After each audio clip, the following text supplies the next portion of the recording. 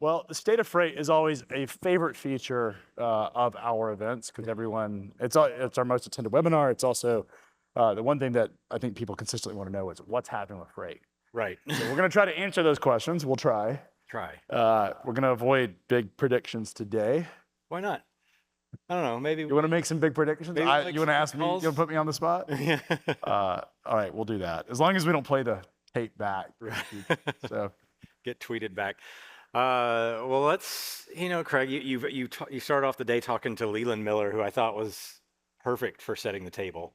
for sure, for geopolitical, I don't think there's a better resource than Leland. Right. And I mean, I think And one thing I like about Leland is he takes original thoughts. Yeah. Versus a lot of times you get these media folks that sort of regurgitate other people's stuff, but Leland is a source of truth. Yeah, he seems to have a very clean, objective point of view. You kind of can avoid the politics of the situation. Which is weird. He's working with the administration. I know, right? Politics at the same time, but yes. But I think that's kind of like the way that I want to start this off. If we go ahead and pull up the first chart that I want to set the table with, because obviously I talked to a lot of people across the industry, across multiple sectors in the shipping community, and everyone kind of says the same thing. You hit on it earlier today about like the uncertainty of the trade policy, economic situation, and things like that.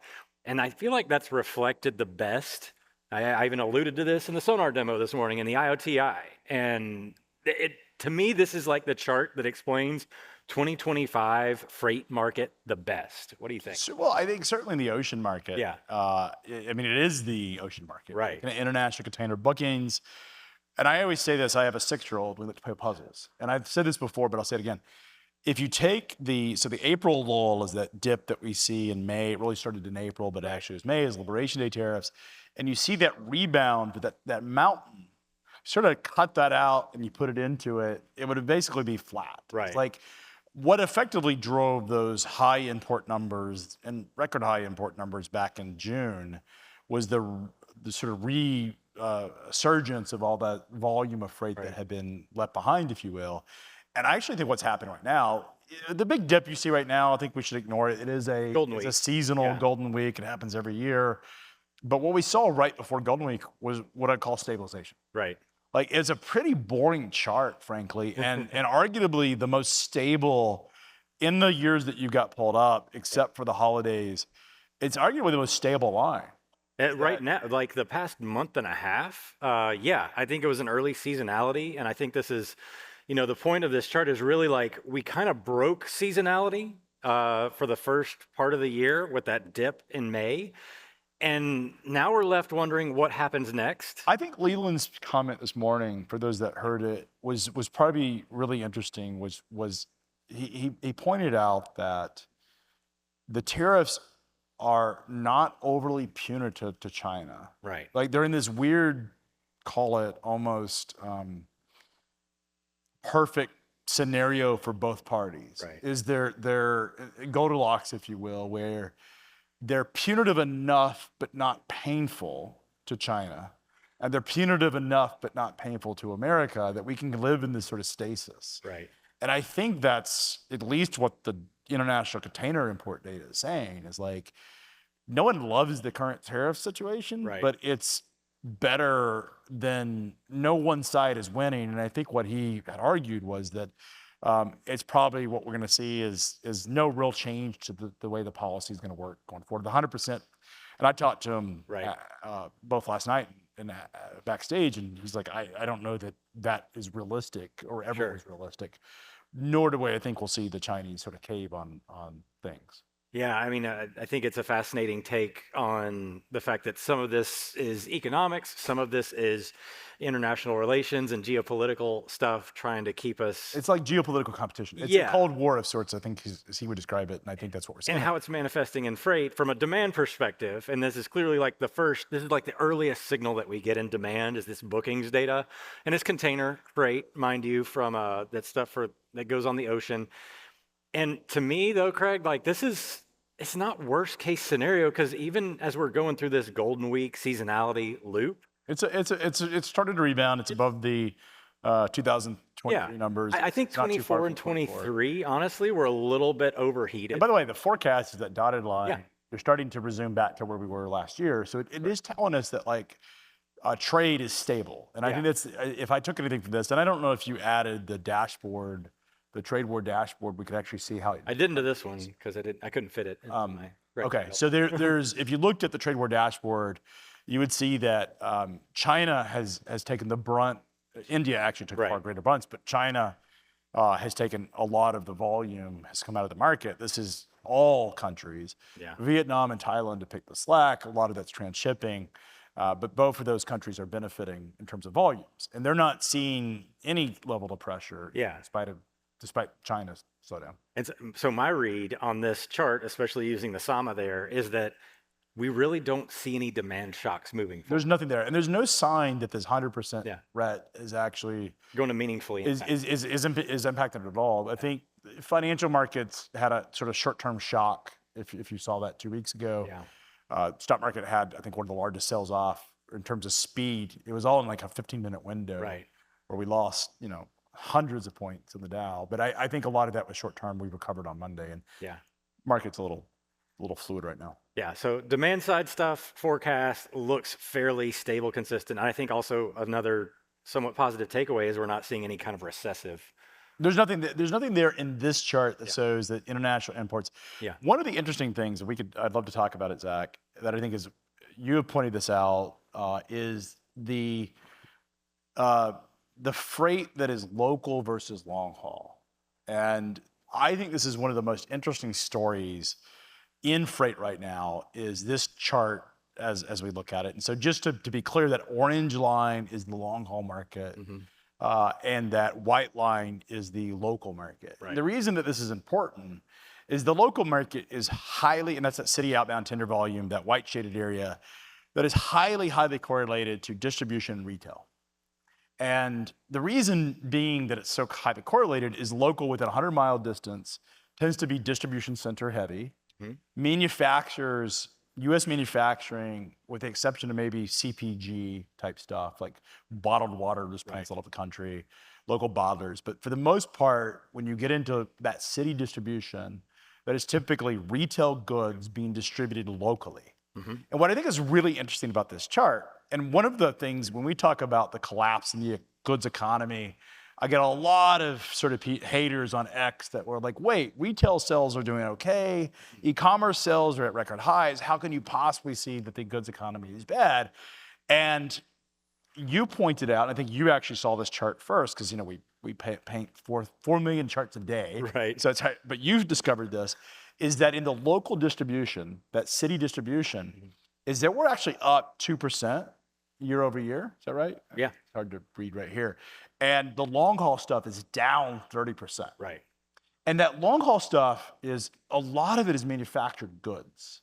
It's manufactured goods that are finished, that are moving through the economy. And that tends to be a large piece of the over-the-road truckload market, tends to be manufactured. And that is what the pain. If you're in local distribution, you're okay. If you're in retail, you're doing okay. The consumer has not slowed down its spending in sort of big box retail and e-commerce. But there is an absolute utter collapse in the manufacturing goods economy, which I find ironic that Trump's policies were intended to drive a manufacturing renaissance. And what the data tells us is the exact opposite is happening. And also the long haul sector is very fungible with intermodal and rail. It definitely is. And so the other thing to keep in mind is a lot of the volume, let's pull up the rail intermodal chart. What we're seeing with rail is that rail has taken up so much of the volume, and this is a delta between the rail data in terms and the truckload data, right? So it's comparing the two markets. Rail is actually up in volume, right? I can't see. This one's actually showing down. It's -6. It's just started to show a negative. Tiny. It's for us. You can't see our confidence partners, but they're real smart. I'll have to look back. So OTVI in yellow, down 17% year over year. O-Rail, and again, keep in mind the comps on rail from last year, probably a little elevated. We probably had a little overheating. We hadn't seen that kind of growth in intermodal activity in October. But look, I mean, you can go no further than JB Hunt's earnings. Yeah. I mean, they had a stellar earnings. The intermodal was the sort of renaissance. They cut a lot of cost. But JB Hunt told us, if you looked into the earnings call, that their intermodal business is doing well. They're bullish on the direction of intermodal. We obviously have a big rail merger that NS this morning between UP and NS, and the intermodal business has picked up a lot of share. Yeah. And this is what truckers are feeling right now. This is what brokers are feeling, is a deterioration in the volume available to them. Because intermodal, the IMCs benefit from that, but most brokers don't have big IMCs. If they do, it's usually a big, like an intermodal, it's either big or small. Like there's very little sort of mid-size IMCs. But what you see in the truckload brokerage market is that yellow line is their core business. You know, I was talking to Henry Byers, and we were talking about the Los Angeles, Southern California. So the intermodal sector, of course, that's kind of like very omnipresent in the Southern California markets because the import chart leads to the ports. The ports, of course, the quickest way to get it off the boat, just transload it straight onto a train and move it across the country or inland. And we saw a ton of that activity this year. And the Southern California market, from a truckload perspective, had been extremely erratic this year. Like, it's almost like carriers were expecting a bunch of freight at times, and then there wasn't freight, and then they left, and it's I think up and down market. What's your possibly, but I actually think there's something more fundamental. I think a lot of the administration's policies, if you look at Southern California, a large percent of the carriers that operate out of that market tend to be in the very populations that the administration is focused on. And let's talk about, you have the immigration story. And the immigration story is really interesting for two reasons. One is you have the immigrants that don't, they're non-domiciled CDLs. We should pack that for a second. Right. But then you also have legitimate perhaps they're first generation immigrants, but they're fully documented, have all their papers, have been here for many years, and should not be subject to deportation because they've paid their taxes, they've been law-abiding citizens, are doing it, maybe have been here for decades. They're also scared to drive. And I think what's happening is, particularly in Southern California, there's been a lot of bankruptcies that have happened. Some of them have been caused by this immigration crackdown, but just broadly, there's been a lot of immigration pressure or economic pressure. And I think what's happened in California is there's been a washout of a lot of capacity. So what we're actually probably seeing in the data is not a reflection of carriers sort of going in and out of California. Right. And perhaps that is happening.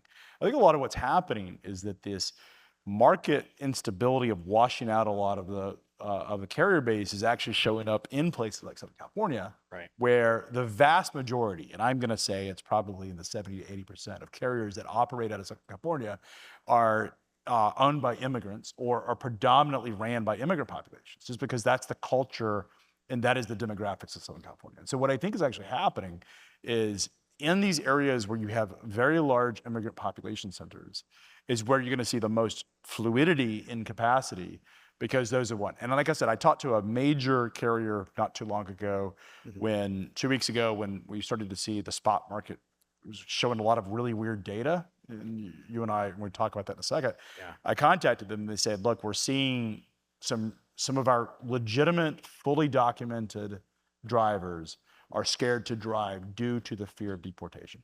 And just to be clear, it's not just deportation. In fact, there was an article this was 2 weeks ago, right after the Chicago crackdown, where ICE entered the city. I think the National Guard was called in or was going to get called in or something. Yeah. And there was a big crackdown in Chicago. That week was the week where things seemed to change in the freight market. Right. And this was, not too long ago, a couple weeks ago. And what was changing was that the spot rates in certain markets were starting to melt up. And it was a big difference between, we didn't see it the tender rejection data or the volume data is abysmal, but we saw it in the spot rates, is that there was a sort of melt up in market conditions. And it seemed to be in pockets of cities. It was in the Midwest of Chicago. It was in Southern California. perhaps even Dallas was having a little bit of that as well. Right, and I think you wrote an article about I did. Serbian Times lawyer. Well, this was a fascinating article that Adam Wingfield actually shared with me, was that the Serbian Times covers trucking really well because it's the largest Serbian population. And in one of the conversations, or this interview that this lawyer, who's an immigration attorney, actually recommended that drivers, regardless of their status and whether they were legal or not, to actually get off the road. And what he said was that his recommendation is to get off the road because you can't predict how long you would be detained even if you had all your paperwork. And he's like, look, the risk isn't you get deported. The risk is because of the backlog of immigration, these cases, they're not giving bail to people. Right. Because under the Constitution, I'm assuming it's the Constitution, once you get arrested and you get out on bail, they cannot rearrest you. So let's say you're an immigrant and the old, under the Biden administration, they would have effectively release you, and then eventually your hearing would come up, a year or 2 years later, and you would get a hearing with a judge, and then they would decide whether you could stay or not go. The risk right now is that you actually get detained and you're effectively put into a prison for perhaps years. And because the backlog of cases is so substantial, that he's like, look, these are miserable places because they're popping up so they're like short-term detention centers that they simply don't have the capacity. It's like, you don't want to be in one of these. And so that message, I think, is starting to show up in these immigrant populations, like the Eastern European drivers that make up Chicago, like the ones in Dallas that are made up of the African populations. And I think what we're seeing is, in Southern California, it's the Latinos. I think it's starting to show up in a lot of the sort of capacity issues in the market. Yeah, I think it's fascinating that, it's like you said, we're talking about the demand situation. It's not that active. It's not that interesting. No, demand is absolutely abysmal. Yeah. Truckload demand is absolutely abysmal. I think the chart right before, is it 19%, 17%, something like that? 17% down year over year. Year over year. That's 17% volume. And here's the crazy part. It's not just our data. Yeah. Go look at Cass. Yeah. Cass, even though we have a partnership with Cass, the Cass Index does their own independent assessment of the freight market. It is at, I think a decade low. You go look at public earnings, UPS, FedEx, truckload carriers, everyone is seeing the softness. I think most of the people in this room are seeing it. Right. But the data says that the volume is absolutely, utterly abysmal, but something is interesting has happened in tender rejections. Let's talk about it. Yeah, we normally don't see, traditionally, especially with the tender data, we always have a pretty strong correlation between demand side indicators and, spot rates and tender rejection rates kind of moving in the same direction. That has not been the case. And this is a fascinating thing. We've never seen this in the data. And what you're looking at here is a national truckload index, line haul only. So we remove the total estimated cost of fuel, makes it easier to look at over time because fuel is very volatile. And really the story of this chart, though, is in the last couple of months, we just talked about how abysmal demand is. These spot rates should not be climbing higher. And yet, here we are moving higher. And then, of course, I added the SAMA there. I'm glad you did, because let's talk about what SAMA is a forecast. It's a rolling moving average forecast that's adjusted for seasonality. Every chart inside of SONAR has it. It is a way of understanding the data. But Zach, when I look at that chart, that dotted line on the spot rates, which is the NTI index, line haul, so it takes out diesel fuel. That can't be right. It's dropping. Why is that interesting? Because at first you look at that and you're like, well, that's not giving me an accurate number. But it's actually telling you something that may be more profound than even the forecast. So for those of you that are familiar with me, I'm a data nerd, and I probably drove our back-end team a little wild one Friday, really digging into what was happening with our SAMA, which is a very, basic moving average that's tweaked to the current trend.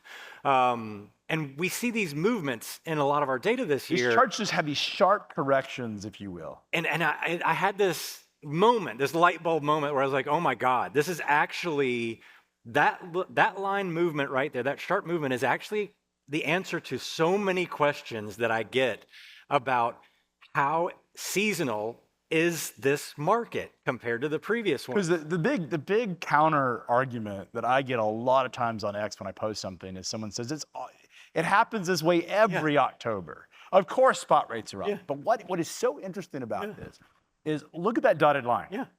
And I think this is the most exciting thing that Will has released all year, and you discovered, is that it's telling us that spot rates are actually above the seasonal norm. And in fact, if you follow the seasonality of where spot rates have been, we have broken out of our pattern. Yeah. And the reason I think that is so profound is the chart and the data is telling us that the correction of capacity, because we know it's not a volume problem. Right. You agree with that, right? Yeah. A volume's abysmal.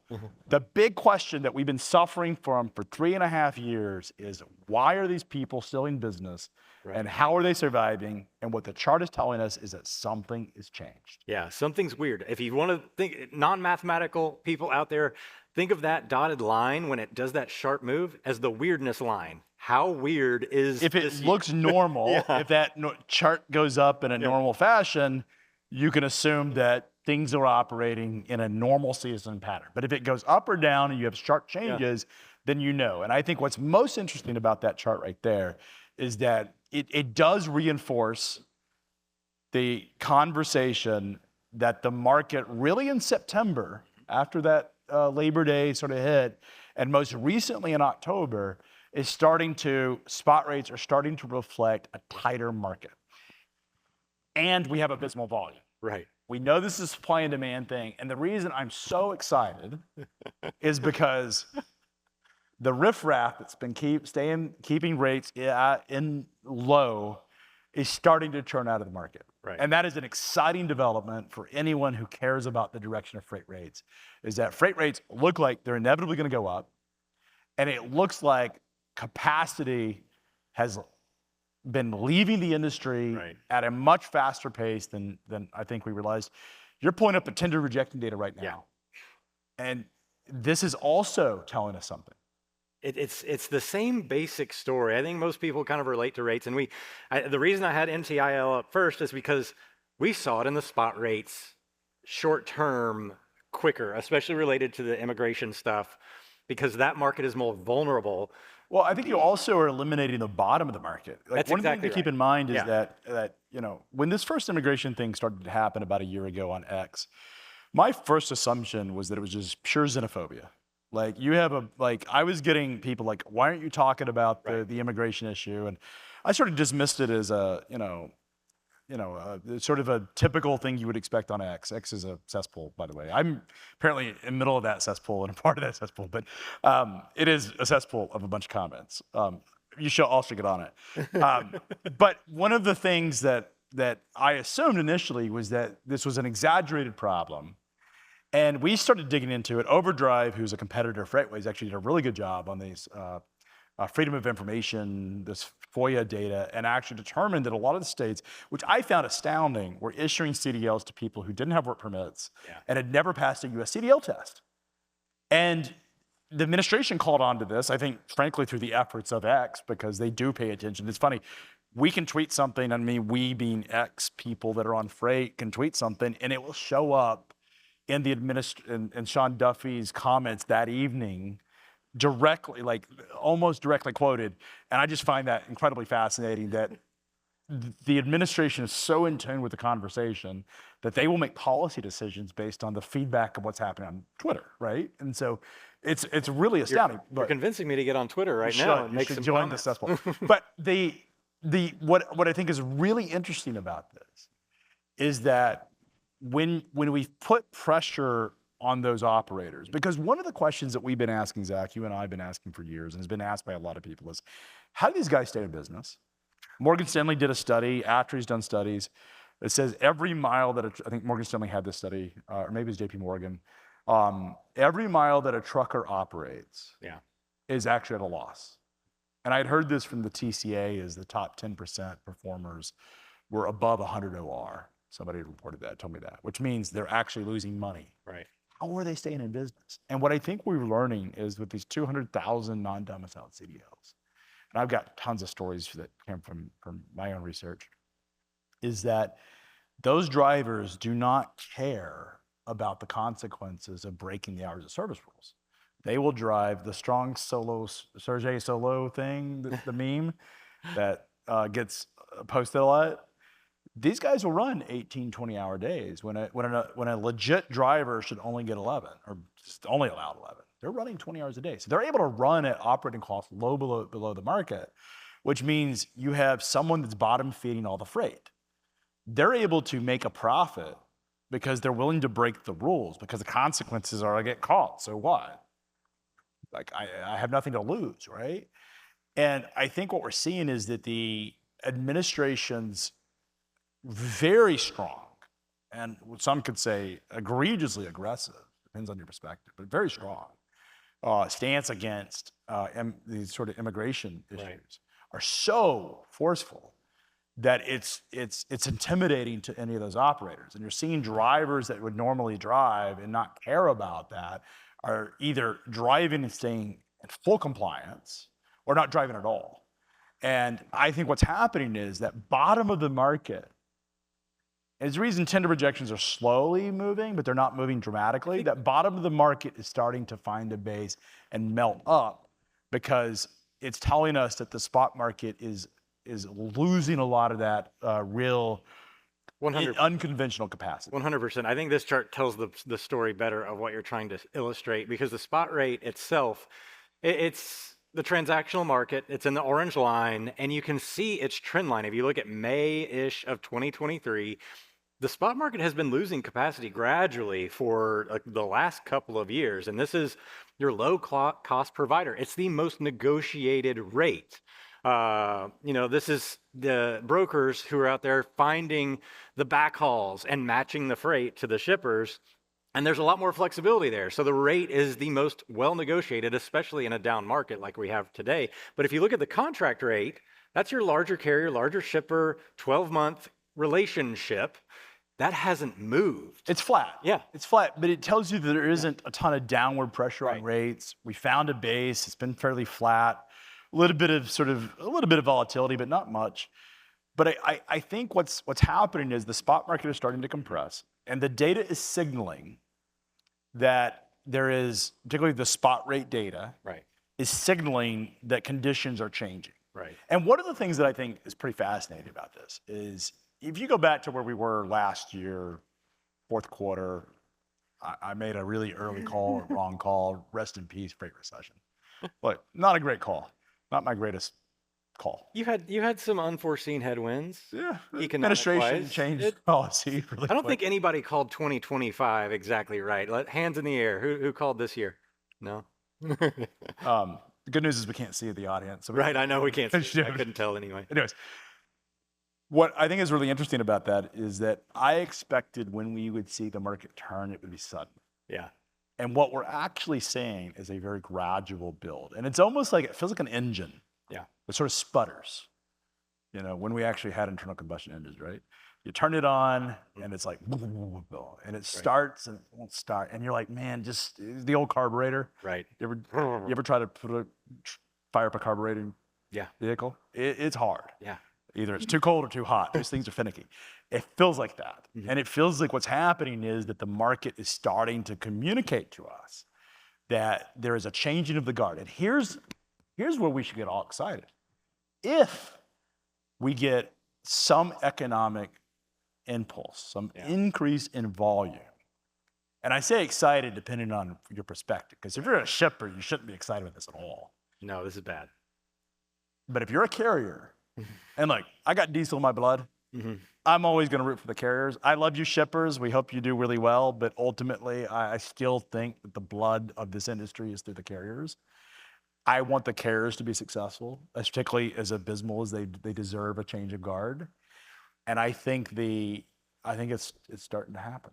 I mean, the spot data, it isn't there yet. It's not quite there. But I think, the risk here, you see a market that is increasingly vulnerable. It's been 3 years where it has been, look at the spread. Arguably, I would actually argue the contract rates should be going lower.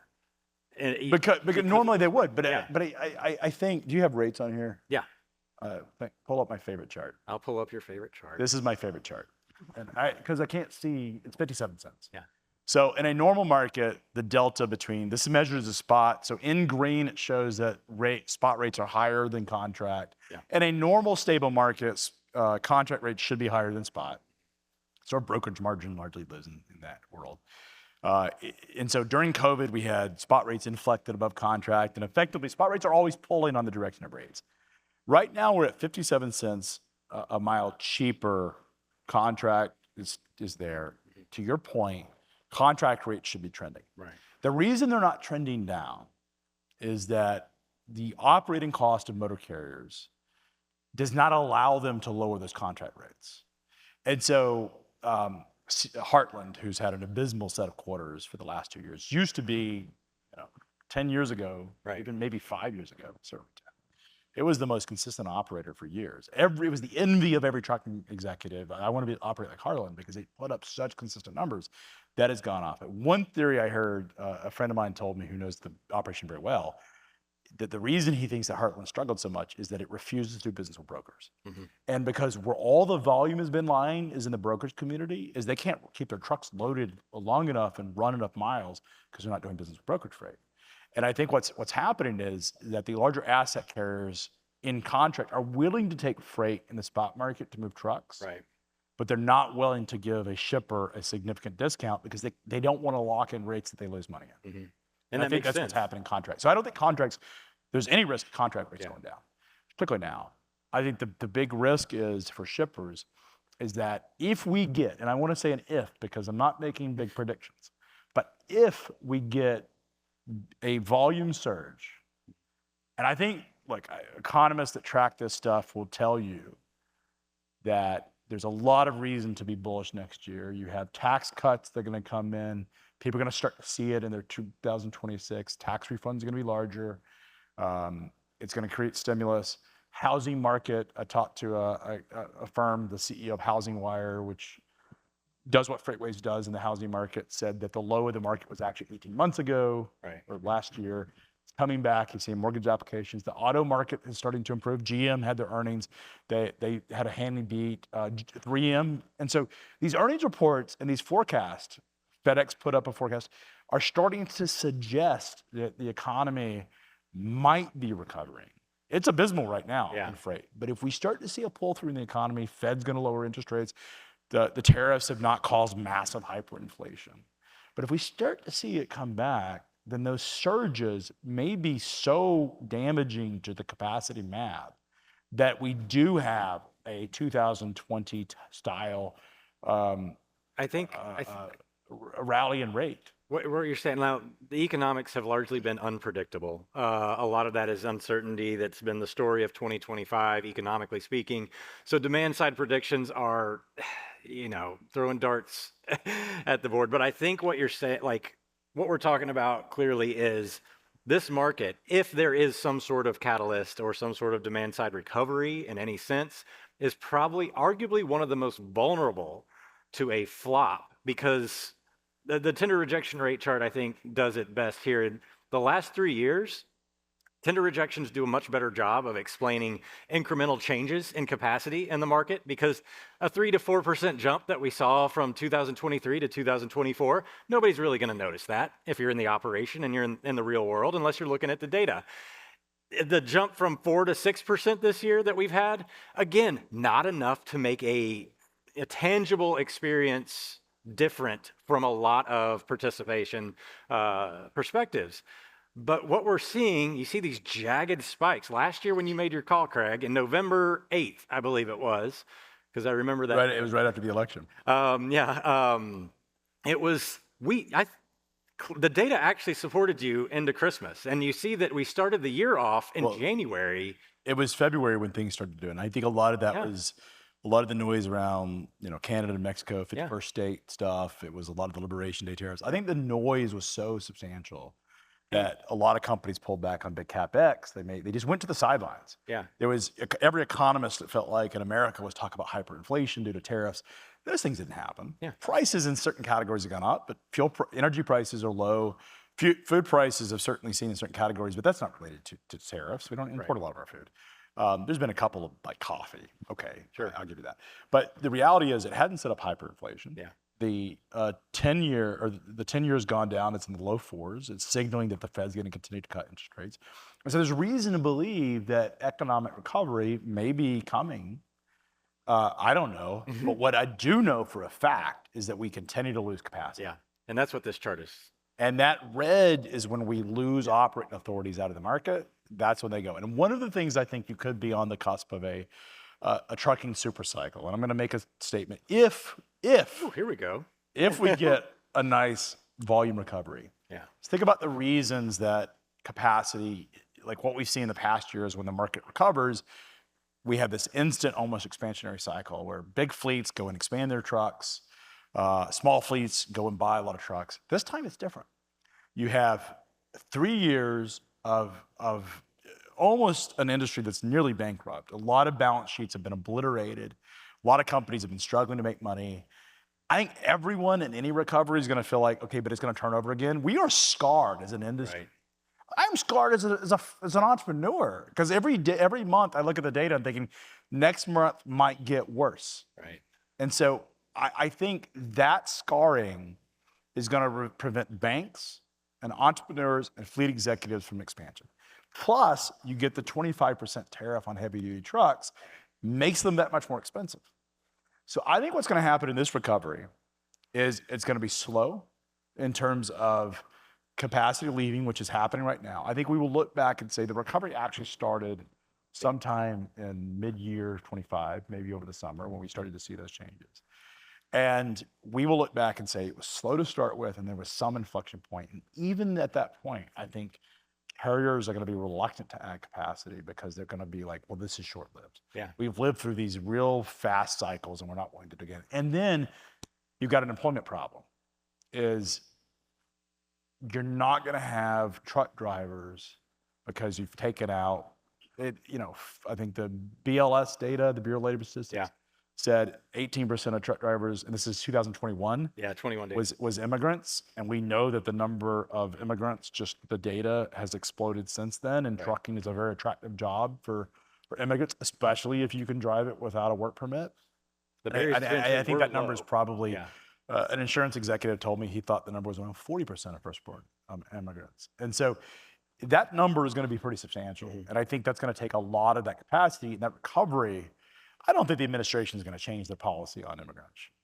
They seem like their whole policy on tariffs do flip-flop a lot. There's no tendencies I see in them softening their immigration stance. They're still recruiting for ICE. Yeah, and so I think as long as that exists, ICE has a $30 billion budget. That's as big as most militaries. It would be I think it's top 10 military if it was a military. Well, we were going to take some questions. We got a few minutes. I don't know if I can see. I don't even know if I can see. Do we have a mic? I can't. It's very hard to see. So you guys are welcome to ask questions. We'll take a few minutes. Yeah. When we have people that'll run around and hand you a mic.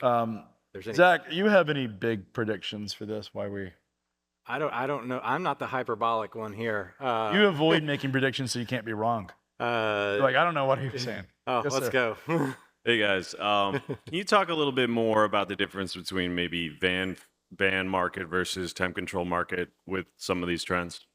Oh yeah, I didn't even bring out the breakdown here, but the temp controlled market, much more responsive, much more volatile too. So it's been a break from seasonality that we traditionally saw pre-pandemic.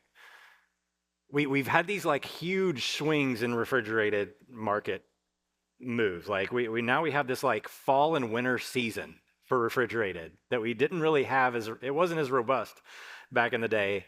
And then we're coming in, like spring has become like the off season as the temperature warms up and protect from freeze goes out of style for a couple of months. And then we haven't had a strong produce season coming out of California lately. So the refrigerated market is kind of having inverse seasonality right now. And on top of that, but it's not necessarily more stable because we see these huge swings now when we do have spikes. So again, refrigerated capacity is roughly 20% of the market. It's a third. It also didn't have the big expansion area. I mean, refrigerators, you know, so they're expensive, right? Yeah. Like, so drivers, particularly the sort of bottom feeder drivers, tend to go out and buy the van trucks. Right. You see the same thing in flatbed, is that flatbed has its own massive volatility because it's a much tighter market.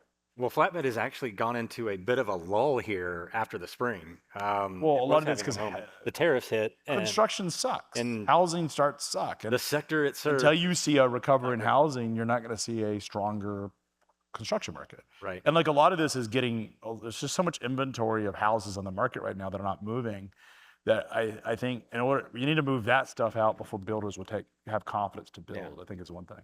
Right. All right, we have one more. Yes, sir. They're coming. We're sorry. It's a. The lights. The lights are kind of hard for us to see what's going on. Can you guys touch base more on the flatbed market, specifically how it relates to, because we all know, drivers, specifically undocumented drivers, or, the immigrant drivers, usually tend to go more for the dry van sector, Right. the refrigerated sector. Can you touch base a little bit about how that affects the flatbed market or flatbed capacity in general? The data would suggest that it really doesn't impact it as much. I disagree with you. Yeah. And Okay. my statement would be that while it may not historically has done it, when you remove hundreds of thousands of truck drivers from the market, wages for every carrier go up. And the larger carriers, JB Hunt said this yesterday, for those that were in the room, is they're not adding big bonuses to hire drivers. They're not paying $10,000 sign-on bonuses like they did 5 years ago.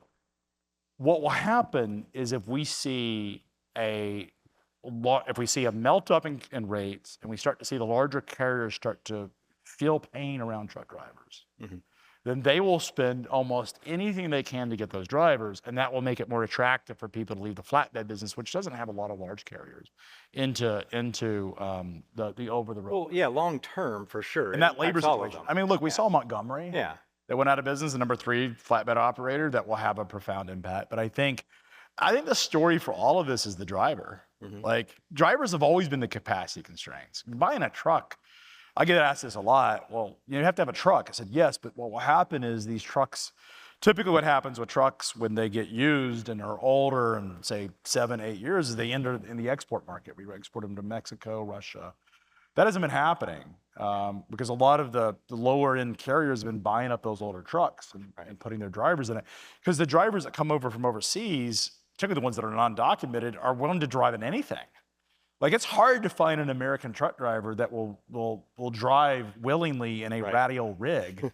But if the dude is over here for 90 days on a temporary guest visa, which there's a lot of stories about that, or here undocumented, he doesn't care what he's in. Right. And there's stories of 3 drivers in a truck that live in a truck.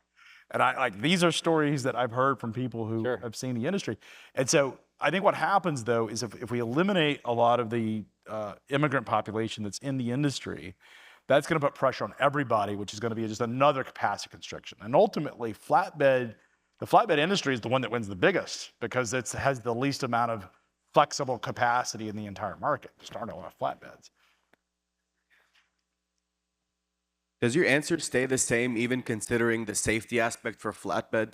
Because obviously, in my humble opinion, I believe the undocumented or the immigrant drivers tend to go for the van and the... You're absolutely right. The data suggests everything you said. Right. Because there was no response from this latest thing in the flatbed data specifically. We saw it in refrigerated and dry van the most. So probably, and I'm certainly, I don't think we were disagreeing. I think the flatbed market, the problem with the flatbed market, until you have a housing market, you're not gonna have a flatbed market. Like that, like at the end of the day, and you can see this in our data, is you can take housing starts, which the nice thing about SONAR is you can actually compare some of this macro data. Yeah. It's single family housing starts has a very direct correlation with flatbed demand. It just does. And it's the summer season, right? It's the 90 days of summer, I think Bo King likes to say. That season is the season where you have massive amounts of flatbed demand. When that season does not exist, did not happen, which is what happened this year, it's just no volatility in that market because it's flat. Yeah. But if we lose truck drivers from the core van business, which will happen, the immigrant population, that freight will get picked up. The larger asset carriers, and I'm talking about the megas, the Schneiders, the Werners, the CR Englands, the US Express, Swifts, whatever, those guys will pay anything to get drivers. They're not doing it right now because they don't have to work. Like they can hire people or outsource their operations to get them pretty cheaply. And and Spencer Frazier said this yesterday for those that were in the room from JB Hunt, we don't have a driver shortage, which I loved him saying that, but a mega carrier that agrees with me there is no driver shortage. He says we have a pay shortage. And he pointed out until we start seeing $10,000 sign-on bonuses by the largest carriers, you're not, and that's what will happen. These drivers that are in the flatbed market will leave to go take advantage of drive for Schneider for $10,000. They'll get their bonus, drive for 6 months, and they'll come back where the higher pay is, especially in the off season. And I think once we eliminate the driver population that has created the excesses in this industry, that's when things will change. And that's coming, if not already happening. All right. We're getting booed off stage, Yeah. or It's lunchtime. the lights are off stage. So, thank you, Kaylee. Thank you guys.